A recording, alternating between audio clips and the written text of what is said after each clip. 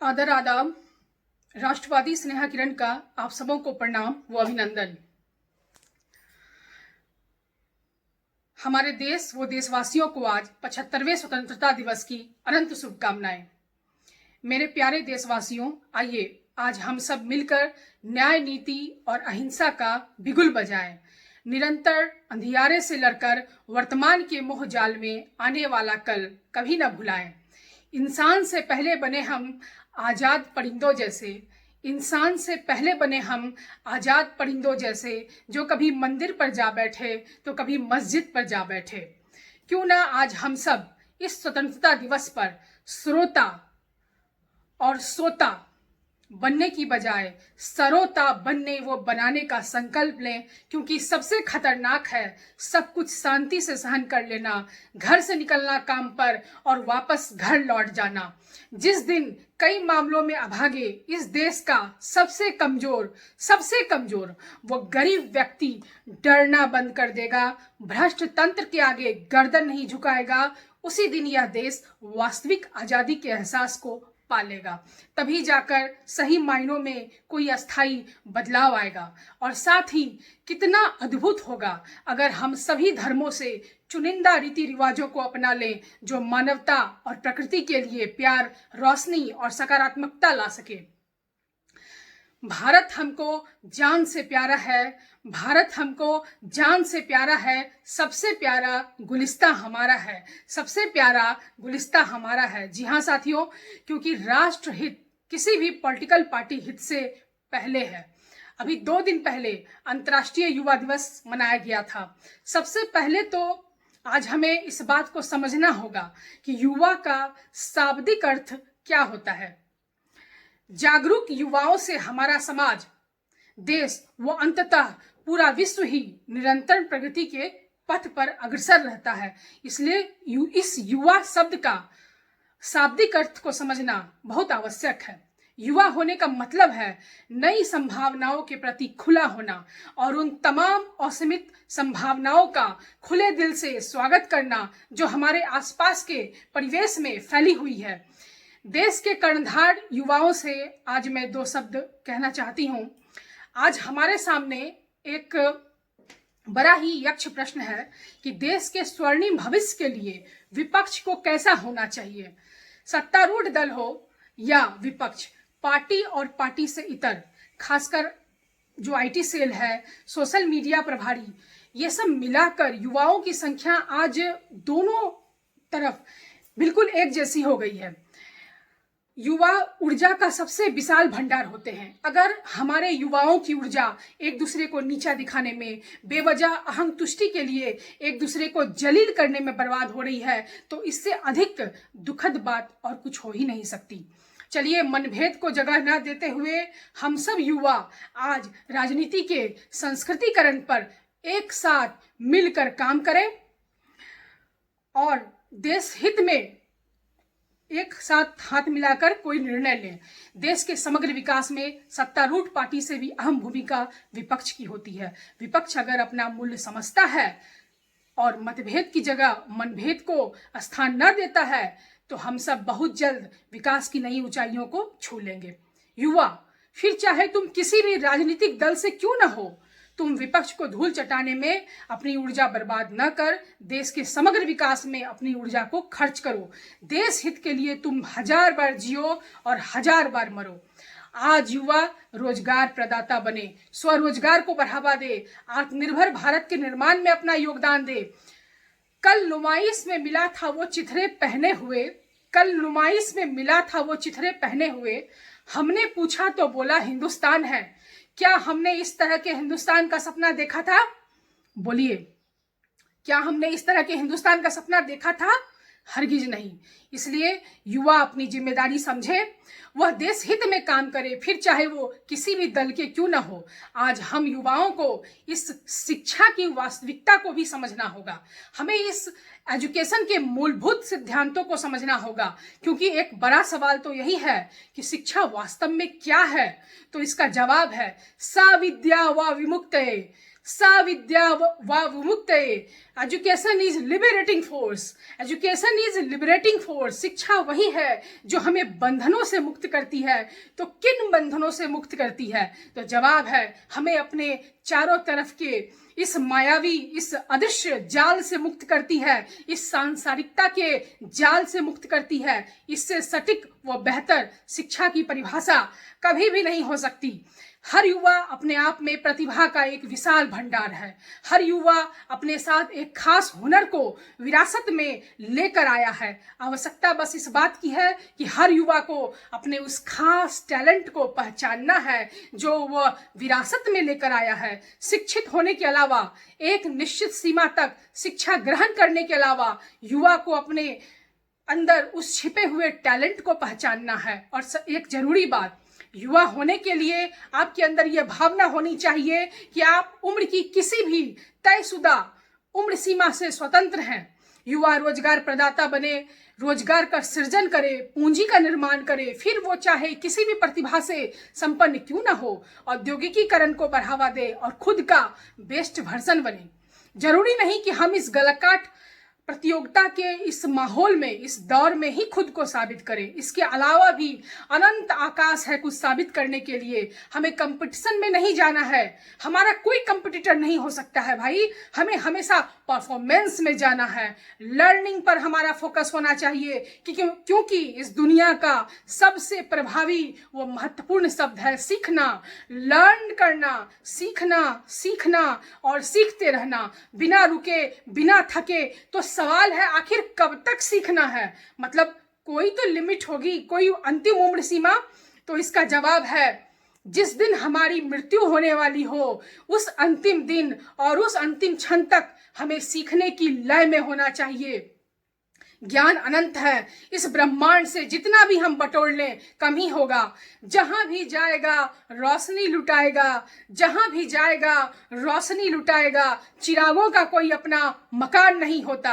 आज विश्व शांति के लिए, भारत को एक महाशक्ति बनाने के लिए युवाओं को यही चिराग बनना होगा जो जहां भी जाए रोशनी लुटाए, शांति लुटाए। बड़ी कामयाबी हासिल करने के लिए हमारे लहू में उबाल चाहिए, नस नस में दौड़ रहे रक्त के कण कण में एक बड़ी जीत के लिए एक बड़ी तरफ होनी चाहिए। सबसे जरूरी है सही रास्ते पर निरंतर चलते रहने के लिए खुद को जागृत रखना। हर आंधी में, हर तूफान में, हर झंझावत में खुद को एक सही ट्रैक पर लगातार दौड़ाए रखना। एक बड़ी कामयाबी आपको तब मिलती है जब आपके सपने आपके बहानों से बड़े होते हैं। अब चलते हैं कुछ अन्य महत्वपूर्ण मुद्दों की तरफ। स्वदेशी उत्पादन बढ़ाना देश की अर्थव्यवस्था को मजबूत बनाने का एक बेहतरीन जरिया हो सकता है।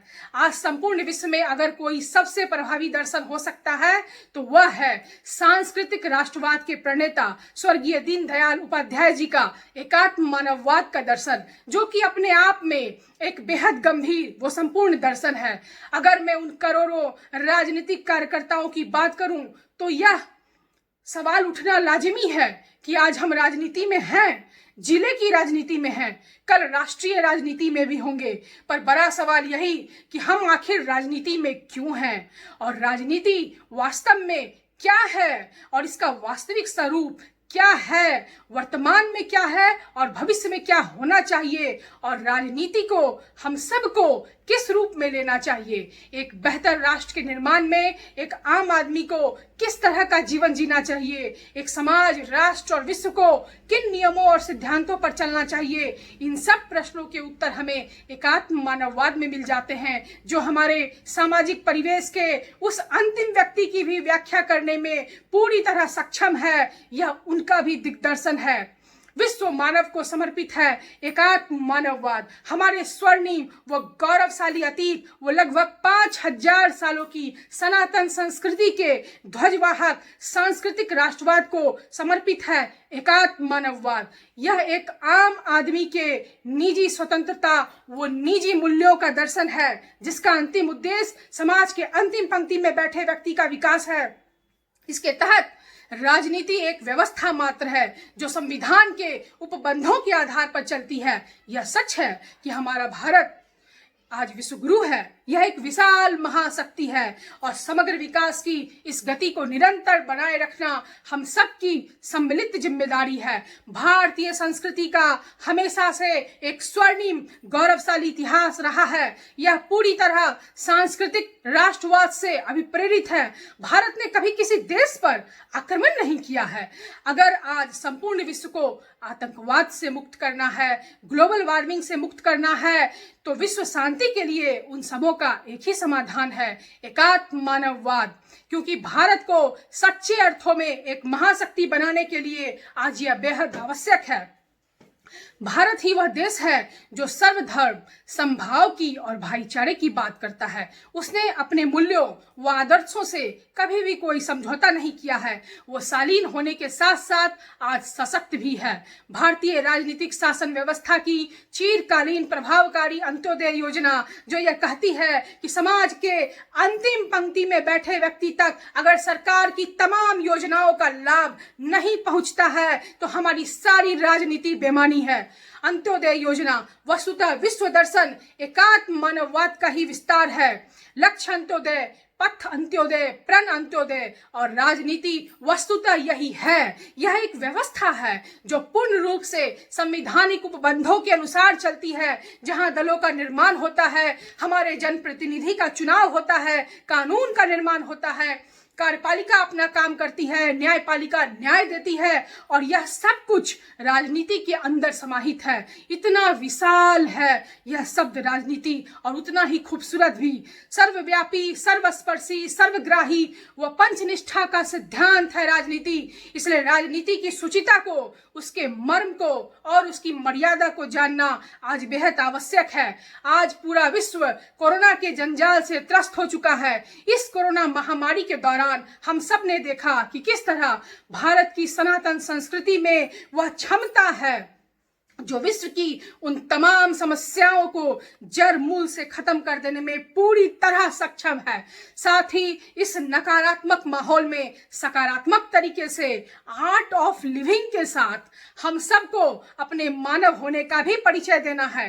कोरोना ने हम सबके अहंकार पर एक जोरदार लात मारा है। इसने यह साबित कर दिया है कि प्रकृति से जुड़ना ही सर्वश्रेष्ठ रास्ता हो सकता है। हमारी इस सनातन संस्कृति में भी प्रकृति की ही उपासना की जाती है। हम नदियों की पूजा करते हैं, पर्वतों की पूजा करते हैं। सनातन ही हमें वास्तविक आध्यात्मिक विकास और आध्यात्मिक जागरण की तरफ ले जाने में पूरी तरह सक्षम है, जो एक मानव होने के नाते हमारी सर्वश्रेष्ठ उपलब्धि हो सकती है, हमारी सर्वश्रेष्ठ सफलता है। यह वास्तव में आपका ही चुनाव है कि आप अपनी आशाओं को देखते हैं या अपने डर को देखते हैं। आध्यात्मिक होना और उस परम सत्ता से जुड़ना इसलिए भी आवश्यक है क्योंकि यह अध्यात्म ही है जो हमारे डर पर सीधा वार करता है और उसे तोड़ कर रख देता है। इसलिए मुझे यह निश्चय ही प्रतीत होता है कि यह समय स्वजागरण का है, स्वाध्याय का है। हमें वह किताब पढ़नी है जो हम खुद हैं। तब हमें दिख जाता है हमारा सुंदर या कुरूप चेहरा जो किसी के भी द्वारा बताया नहीं जाता, किसी मित्र के द्वारा नहीं बताया जा सकता, किसी शत्रु के द्वारा नहीं बताया जा सकता, किसी शुभचिंतक के द्वारा नहीं बताया जा सकता, जो खुद ही दिखता है। और फिर आगे बहुत कुछ, और अंतिम रूप से परोपकार की भावना, सेवा की भावना, सेवा का यथार्थ स्वरूप और इस सुंदर ग्रह पर हमारी उपयोगिता। मानव सभ्यता के इतिहास में कोरोना से भी बड़ी भयंकर महामारी आई है और इंसानी जीवटता के आगे दम तोड़कर चली भी गई है।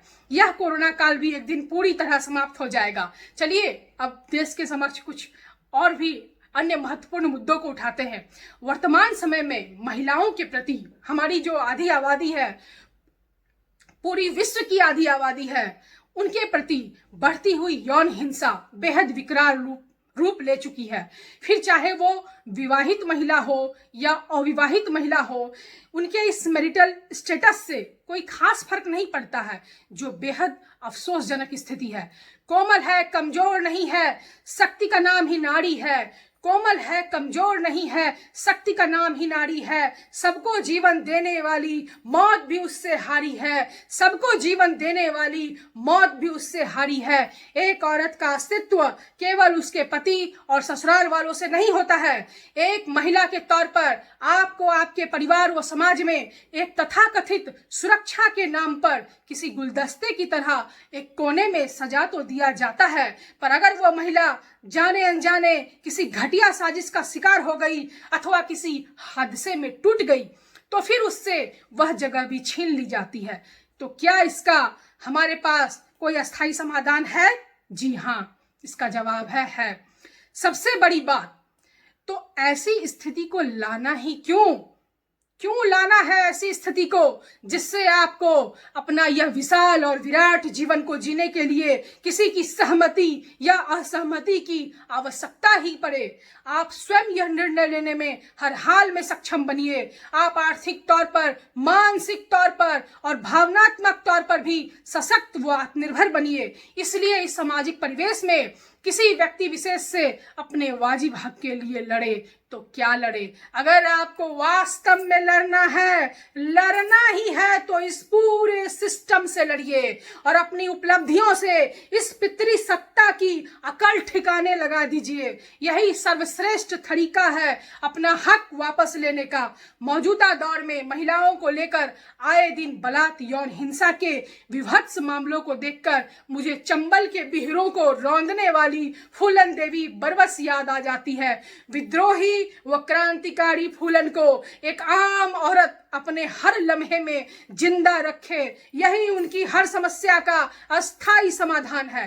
और अंत में एक बेहद ही खास और आवश्यक मुद्दा जो हमारे सामने मौजूद है वो यही कि आज हमारे देश के समस्त ओबीसी समुदाय के युवाओं के साथ तुलनात्मक रूप से सरकारी नौकरियों और अन्य संस्थानों में सरकार के लगातार उपेक्षापूर्ण रवैये को देखते हुए ओबीसी समुदाय को अपने हक के लिए आवाज उठाने का समय आ गया है।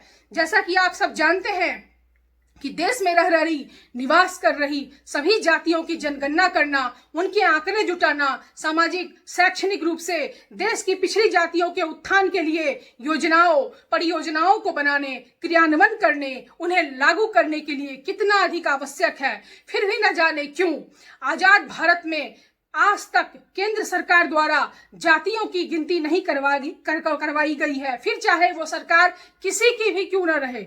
अभी हाल ही में ओबीसी महासभा के देश भर से सम्मानित साथियों, सभी प्रदेश के माननीय प्रदेश अध्यक्ष, संभाग अध्यक्ष, जिला अध्यक्ष, ब्लॉक अध्यक्ष, जोन प्रभारी, मंडल प्रभारियों ने अपने अपने क्षेत्रों में मंडल दिवस को सामाजिक न्याय दिवस के रूप में मनाया है। समय आ गया है कि इस भेदभाव के खिलाफ जल्द ही ओबीसी महासभा संसद तक अपनी आवाज को बुलंद करे। आज परम वैभव का दिवस है, उन तमाम वीर सपूतों को नमन करने का दिन है, उनकी शहादत को स्मरण कर श्रद्धांजलि अर्पित करने का दिन है, जिनके असीम त्याग व बलिदान से, अनंत संघर्ष से हमारा देश स्वाधीन हुआ, जिन सबों ने अपनी अपनी उफनती जवानी को मेरा रंग बसंती चोला बोलकर देश के नाम पर कुर्बान कर दिया था। इस तिरंगे के प्रति हमारी आस्था व निष्ठा हमेशा यूं ही बनी रहे।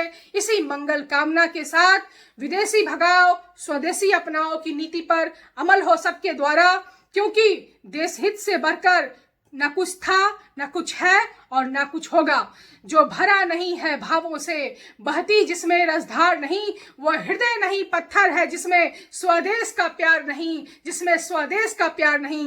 वंदे मातरम, वंदे मातरम, वंदे मातरम। भारत माता की जय, भारत माता की जय, भारत माता की जय। जय हिंद, जय भारत, जय जवान, जय किसान, जय विज्ञान। धन्यवाद।